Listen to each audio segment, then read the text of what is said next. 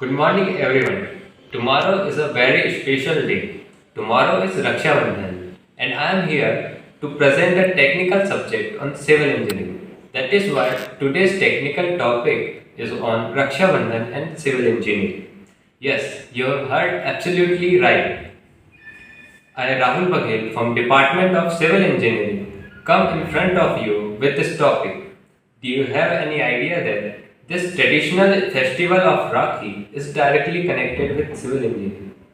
For this, our attention should be go on to an ancient mythological story. This being an interesting mythological story will be more interesting in Hindi. भारतीय पुराणों के अनुसार देवी लक्ष्मी द्वारा राजा बलि को राखी बांधने का उल्लेख सबसे प्राचीन माना जाता है, लेकिन इस राखी की कथा में सिविल इंजीनियरिंग का एक प्रमुख सिद्धांत छिपा है। सिविल इंजीनियरिंग का एक प्रमुख सिद्धांत है किसी एरिया को सही स्केल और मेथड से मापना, means proper measurement through standard and universal approach. यदि किसी दूसरे तरीके से नापें तो कई कॉम्प्लेक्स सिचुएशंस आ सकती हैं। यह कथा हमें यही मैसेज देती है। कथा के अनुसार त्रेता युग में प्रहलाद के पौत्र मीन्स ग्रैंडसन ने जब तीनों लोगों पर अपना अधिकार कर लिया, तब सभी देवताओं की सहायता के लिए भगवान विष्णु ने वामन रूप में अवतार लिया और एक दिन जब राजा बलि यज्ञ कर रहे थे तब वहां पहुंचे। राजा ने वामन को देख उनका स्वागत सत्कार किया और अभिमान में दान स्वरूप कुछ मांगने को कहा।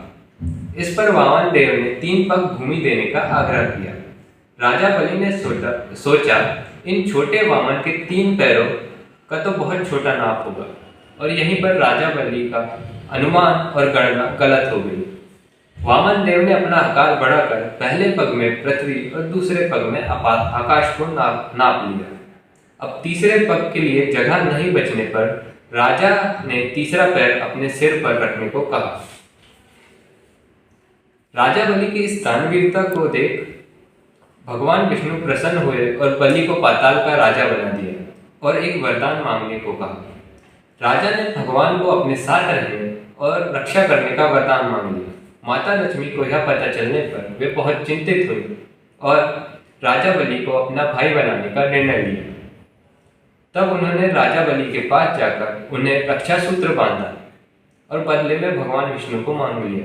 इस प्रकार रक्षाबंधन की शुरुआत हुई। एक्चुअली यह कथा भगवान विष्णु द्वारा राजा बलि का अभिमान तोड़ने की है, लेकिन इसमें सही और टेक्निकल तरीके से लैंड मेजरमेंट का संदेश स्पष्ट होता है। कई बार सिविल इंजीनियर्स भी टेप या स्केल के ना होने पर किसी रस्सी या पैर से मेजरमेंट कर लेते हैं, लेकिन हमेशा इंजीनियर को मेजरमेंट के लिए स्टैंडर्ड स्केल या टेप का यूज करना चाहिए। और सबसे रिसेंट टेक्नोलॉजिकल अचीवमेंट के संबंध में यह कहानी संदेश देती है कि चंद्रयान जैसी सबसे बड़ी सफलताओं से हमारी विनम्रता ही बढ़नी चाहिए, ना कि स्पेस में अधिकार कर लेने जैसा अभिमान मन में लाना चाहिए। अन्यथा किसी नेचुरल पावर द्वारा हमारा ईगो भी पाताल जितना नीचे दबाया जा सकता है। आई होप हम सभी इंजीनियर्स इस टॉपिक और कथा से अपने कार्यों में मेजरमेंट की एक्यूरेसी और स्टैंडर्ड स्केल के इम्पोर्टेंस को समझने की प्रेरणा लेंगे। आप सभी को happy engineering based Rakshabandhan. Thank you.